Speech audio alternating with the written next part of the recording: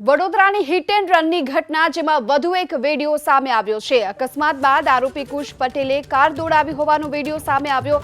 કુશ પટેલના ફરાર થવાના લાઈવ દ્રશ્યો આપ એબીપી અસ્મિતા પર જોઈ શકો છો। અકસ્માત બાદ કેટલાક લોકોએ પીછો કરી કુશ પટેલને પકડી લીધો હતો।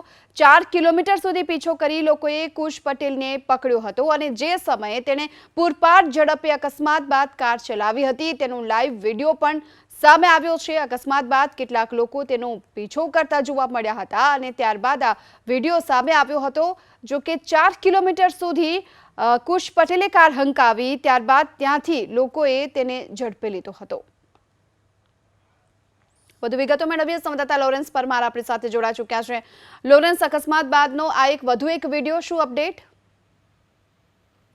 અકસ્માત બાદ જે વિડીયો સામે આવ્યો છે તેની અંદર જે હિટ એન્ડ રનની ઘટના બાદ જે કાર ચાલક છે ત્યાંથી કુશ પટેલ ફરાર થતા જે યુવકોએ જોયું હતું કે અકસ્માત થયો છે અને કાર ચાલક ભાગી રહ્યો છે। 4 કિલોમીટર દૂર સુધી જઈને ગાડી રોકી અને તે બાદ પોલીસને જાણકારી આપતા ફતેગંજ પોલીસે તેની પકડ કરી હતી। એટલે કહી શકાય કે આ જાગૃત નાગરિક સમાન આજે બીજા અન્ય લોકો છે તેમણે કાર રોકી હતી।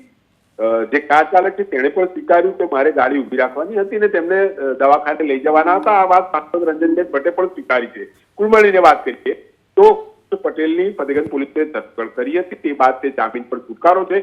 જે બે વિદ્યાર્થીઓ MS યુનિવર્સિટીના મેડિકલ સિસ્ટમમાં ભણે છે, બંનેની હાલ સારવાર ચાલી રહી છે।